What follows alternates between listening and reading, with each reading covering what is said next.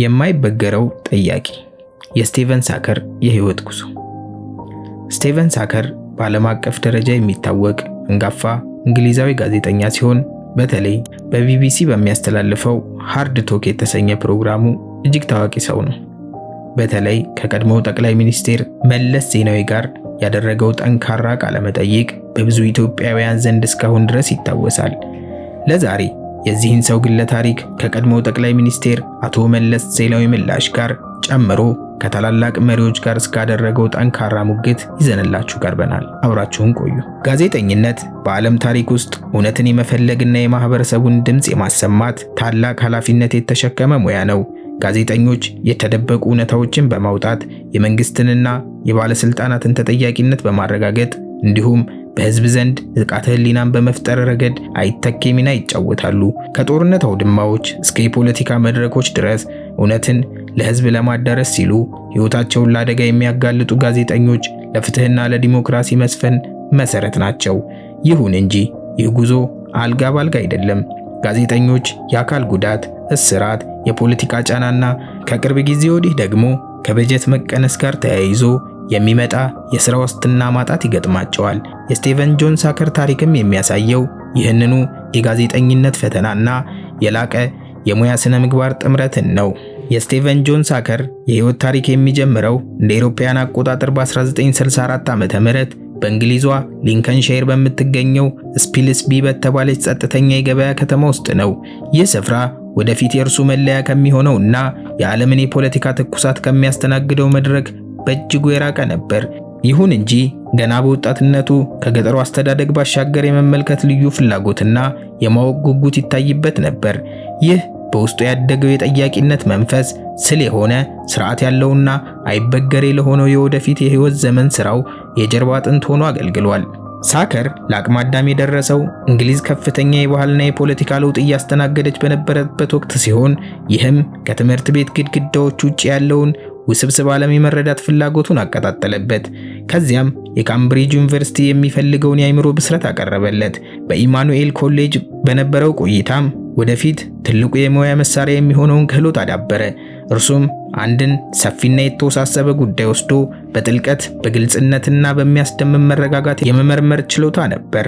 የሃርቫርድ ዩኒቨርሲቲ ቆይታው ደግሞ ወደፊት በሚሊዮኖች ፊት ለሚሞግታቸው የኃይል መዋቅሮች ያለውን ግንዛቤ በማስፋትና ዓለም አቀፋዊ እይታን በመጨመር አቅሙን አጎለበተለት። ሳከር እንደ አውሮፓውያን አቆጣጠር በ1986 ዓ.ም የቢቢሲን ተቋም በተለማማጅ ጋዜጠኝነት ሲቀላቀል ጋዜጠኝነት አሁንም በቀድሞ ዘመን ባህል የተቃኘ ነበር።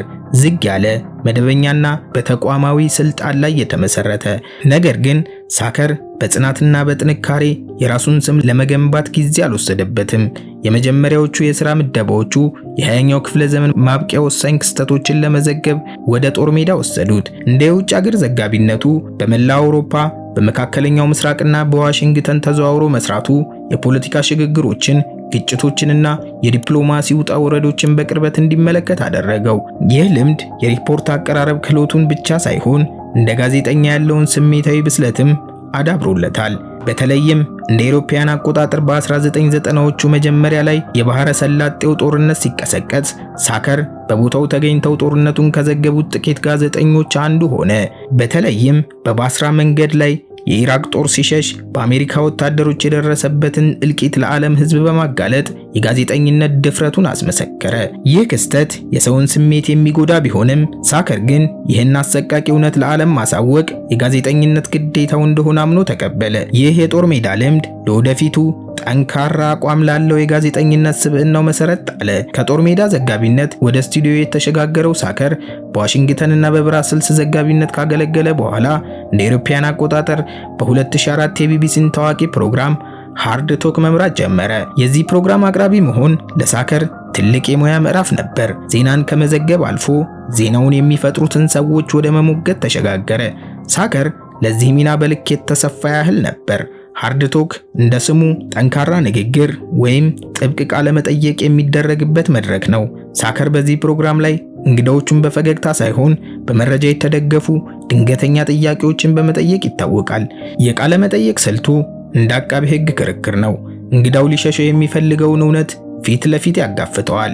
የዓለም መሪዎችን፣ አምባገነኖችንና ታዋቂ ፖለቲከኞችን ያላንዳች ፍርሃት ለምን ብሎ የመጠየቅ ብቃት አለው። በተለይ የቀድሞውን የኢትዮጵያ ጠቅላይ ሚኒስቴር መለስ ዜናዊን ጨምሮ የተለያዩ የአፍሪካና የዓለም መሪዎችን ሲያነጋግር ያሳየው የክርክር ብቃት በብዙዎች ዘንድ ያስታውሰዋል። ታዲያ ይሄ ቃለ መጠይቅ ስልቱ በሰፊው ተቀባይነትን አገኘ። የተቆጣጠረ ግን የሚያላላ ትህትና የተሞላበት ሆኖም እንደ ብረት የጠነከረ ነበር። ሌሎች ለመጠየቅ የሚፈሩትን ጥያቄ አንዳንዴ በለስላሳ ድምፅ፣ አንዳንዴ ደግሞ እንደ ቀዶ ጥገና ባለሙያ በጥንቃቄና በስልት የማቅረብ ልዩ ተሰጥኦ ነበረው። ዓመታት እያለፉ ሲሄዱ በሃርድ ቶክ ላይ የራሱ የሆነ አሻራ ፈጠረ። ተመልካቾችም ከእርሱ የሚጠብቁት ነገር ኖረ። ድንገት ወደማይመች እውነት የሚደረግ ሽግግር፣ የእንግዳውን የወጥነት ጉድለት በለሰለሰ መንገድ መሞገት፣ እንዲሁም በልምምድ የተዘጋጁ መልሶችን ደካማነት የሚያጋልጥ የተረጋጋ ጥያቄ መሰንዘር። የሚዲያ ተቺዎች ይህን የጨዋነትና የጠንካራ ሙግት ሚዛን በተደጋጋሚ አስተውለዋል።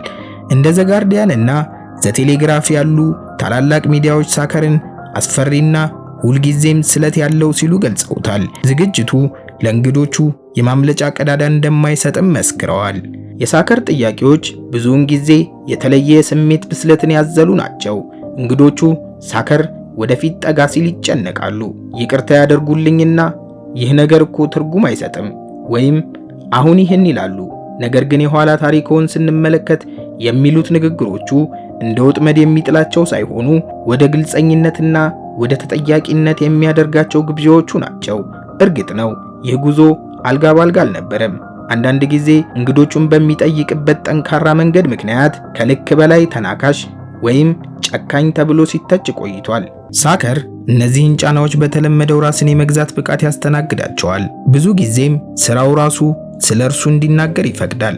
ከእርሱ ጋር የሰሩ ሰዎች ለፍትሃዊነት ከፍተኛ ቁርጠኝነት ያለው በሚገባ ዝግጅት የሚያደርግና ለጋዜጠኝነት ሙያ ስነ ምግባር ትልቅ ቦታ የሚሰጥ ሰው እንደሆነ ይገልጹለታል። በሌላ በኩል ሳከር ጋዜጠኝነት እውነትን ለማውጣት እንጂ ሰዎችን ለማስደሰት የሚሰራ ስራ እንዳልሆነ በተደጋጋሚ በተግባር አሳይቷል።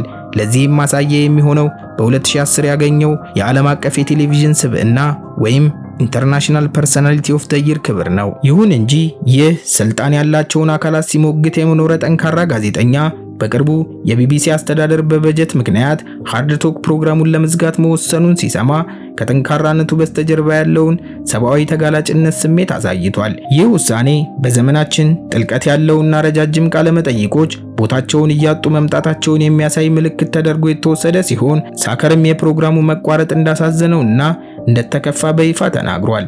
ይህ ክስተት በዲጂታል ቴክኖሎጂና በተሳሳቱ መረጃዎች በተወሳሰበው ዓለም ውስጥ የድሮ የጋዜጠኝነት መርሆች ፈተና ውስጥ መውደቃቸውን ያመላከተ ነበር። የስቲቨን ሳከር ያልተሰሙ ታሪኮች፣ የባሳር መንገድ ሲኦልና የሳከር ንስሐ።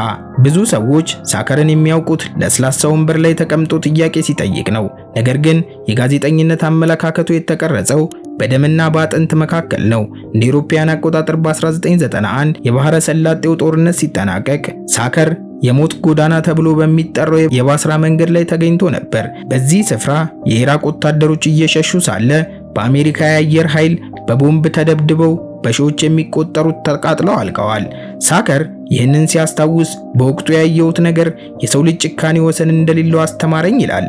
ይህ ክስተት ፖለቲከኞች ስለ ጦርነት አስፈላጊነት በቢሮአቸው ሆኖ ሲያወሩ፣ ሳከር ግን የውሳኔያቸውን አስከፊ ውጤት ባይኑ ስላየ ፖለቲከኞችን ሲጠይቅ ምንም አይነት ርህራሄ እንዳይኖረው አድርጎታል። የእሱ ጠንካራ የመጠየቅ ስልት ምንጭ የትዕቢት ሳይሆን የለኮሱት እሳት ምን ያህል እንደሚያቃጥል እንዲረዱ የማድረግ ፍላጎት ነው። የዝግጅት ቁርጠኝነት። ሳከር ለ25 ደቂቃ ቃለ መጠይቅ ለቀናት የሚቆይ ዝግጅት ያደርጋል። ከቡድኑ ጋር በመሆን ስለ እንግዳው እያንዳንዱ ንግግር፣ የቀድሞውን ቃለ መጠይቅና የጻፋቸውን መጽሐፍት ያነባል። አንዴ ለአንድ ታዋቂ እንግዳ ሲዘጋጅ እንግዳው ከ10 ዓመት በፊት የተናገረውን አንድ አረፍተ ነገር ፈልጎ በማውጣት በዚህ ዓመት እንዲህ ብለህ ነበር፣ አሁን ግን በተቃራኒው እየሰራህ ነው፣ ዋሸህ ወይስ ሐሳብህን ቀየርክ ብሎ ጠይቆታል። ይህ አይነት ዝግጅት እንግዳው የሚሸሽበት ቀዳዳ እንዳይኖረው ያደርጋል። ሳከር ጋዜጠኛ ወደ ስቱዲዮ ሲገባ እንደ አቃቢ ሕግ መሆን አለበት ብሎም ያምናል። መሪዎችን ያንቀጠቀጠባቸው አፍታዎች። ሳከር በሃርድ ቶክ ቆይታው የጠየቃቸው አንዳንድ ጥያቄዎች በጋዜጠኝነት ትምህርት ቤት እንደ ማስተማሪያ ይጠቀሳሉ። ከነዚህ ውስጥ ጥቂቶቹን እነሆ። ከቀድሞ የኢትዮጵያ ጠቅላይ ሚኒስቴር መለስ ዜናዊ ጋር በ2010 አካባቢ ይህ ቃለ መጠይቅ በብዙ ኢትዮጵያውያን ዘንድ አይረሴ ነው። ነገሩ እንዲህ ነው። ኢትዮጵያ ፈጣን የኢኮኖሚ እድገት እያስመዘገበች ቢሆንም በሰብአዊ መብት አያያዝና በዲሞክራሲ ግንባታ ላይ ከባድ ወቀሳዎች ይቀርቡባት ነበር። በተለይም ምርጫን ተከትሎ የነበረው ውጥረትና የፓርላማ መቀመጫዎችን ሙሉ በሙሉ በሚባል ደረጃ ኢህአዴግ ማሸነፉ መነጋገሪያ ነበር። ታዲያ ስቲቨን ሳከር እንዲህ በማለት ጥያቄውን ለጠቅላይ ሚኒስቴሩ ሰነዘረ። ጠቅላይ ሚኒስቴር፣ በምርጫው ፓርቲዎ 99.6 በመቶ መቀመጫን አሸንፏል። ይህ አይነቱ ውጤት የሚታወቀው እንደ ሰሜን ኮሪያ ወይም የሳዳም ሁሴን ኢራቅ ባሉ አምባገነን ስርዓቶች ብቻ ነው። ይህ በእርግጥ የዲሞክራሲ ውጤት ነው ብለው ያምናሉን? ወይስ ህዝቡ ሌላ አማራጭ ስላልነበረው ነው ሲል ጠየቀ። አቶ መለስ በዚህ ወቅት አልተደናገጡም። ይልቁንም በተለመደው የአዋቂነትና የረጋ የክርክር ስልታቸው ነበር የመለሱለት። ውጤቱ የሚያሳየው የሂደቱን ጥራት እንጂ የቁጥሩን ማነስ ወይም መብዛት አይደለም። ምርጫው ዲሞክራሲያዊ ነበር። ህዝቡ ለመረጠው አካል ድምጹን ሰጥቷል። ተቃዋሚዎች ደካማ ከሆኑና የህዝብ ልብ ማሸነፍ ካልቻሉ ያ የኢህአዴግ ችግር አይደለም፣ በምዕራባውያን መለኪያ ብቻ የኛን ዲሞክራሲ መመዘን ስህተት ነው ሲሉ ሳከር የመለስን መልስ አልተቀበሉም። ነገር ግን አንድ ፓርቲ ሁሉንም ነገር ሲቆጣጠር ፓርላማው የአንድ ድምጽ ማስተጋቢያ ብቻ አይሆንም ወይ በማለት ግፊቱን ቀጠለ።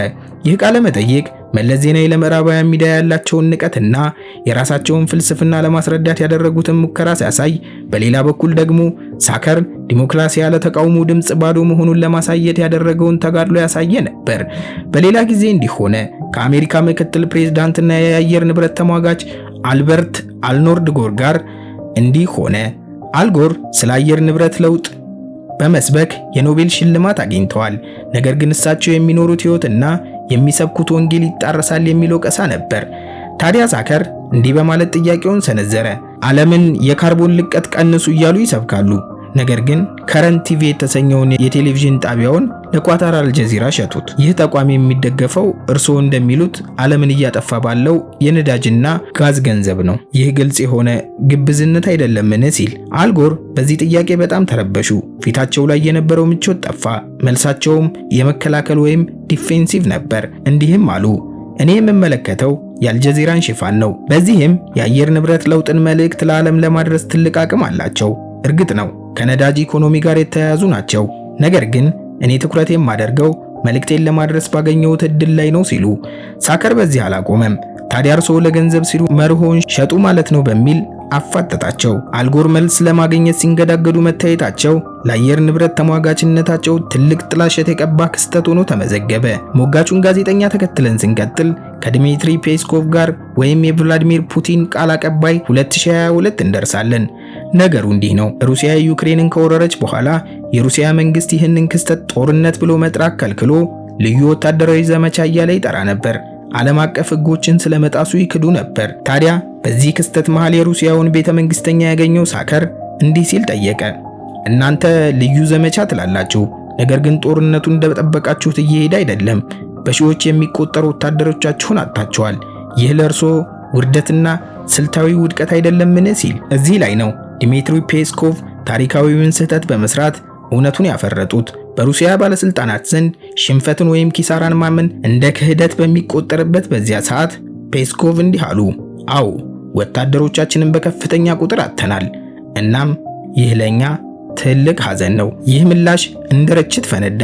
የዓለም ሚዲያዎች የፑቲን ቃል አቀባይ ሩሲያ ብዙ ወታደሮች እንደሞተባት አመነ ብለው ዘገቡ። ሳከር ፔስኮቭን ከፕሮፓጋንዳው ግንብ ጀርባ አውጥቶ አሳዛኙን እውነት እንዲተነፍስ አደረገው።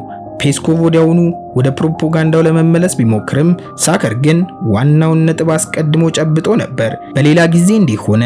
ቬኔዙዌላ በከፍተኛ የኢኮኖሚ ቀውስ ውስጥ ሆና ህዝቡ የሚበላው አጥቶ ከቆሻሻ ገንዳ ምግብ በሚለቅምበት ወቅት ፕሬዝዳንቱ ችግሩ የምዕራባውያን ሴራ ነው እያሉ ያስተባብሉ በነበረበት ወቅት ሳከር ከቬኔዙዌላው ፕሬዝዳንት ከኒኮላስ ማዱሮ ጋር ተገናኙ። እንዲህ ሲል ስለት ጥያቄውን ሰነዘረ። ክቡር ፕሬዝዳንት፣ እውነታውን እንጋፈጥ። በተባበሩት መንግስታት ሪፖርት መሰረት በሚሊዮን የሚቆጠሩ ህዝቦች ተሰደዋል። ህፃናት በምግብ እጥረት እየሞቱ ነው። እርስዎ ግን እዚህ ቤተ መንግስት ውስጥ ተቀምጠው ሁሉም ነገር ሰላም ነው ይላሉ። ይህን ያህል ከህዝቡ ስቃይ ጋር የተቆራረጡት ለምንድን ነው ሲል ኒኮላስ ማዱሮ መልስ ከመስጠት ይልቅ ጥያቄውን ራሱ አጣጣሉት። እንዲህም አሉ፣ ይህ የሲአይኤ እና የምዕራባውያን ሚዲያዎች ፕሮፓጋንዳ ነው። ቬንዙዌላ ውስጥ ረሃብ የለም፣ የምግብ እጥረትም የለም። እነዚህ ምስሎች የተቀነባበሩ ናቸው።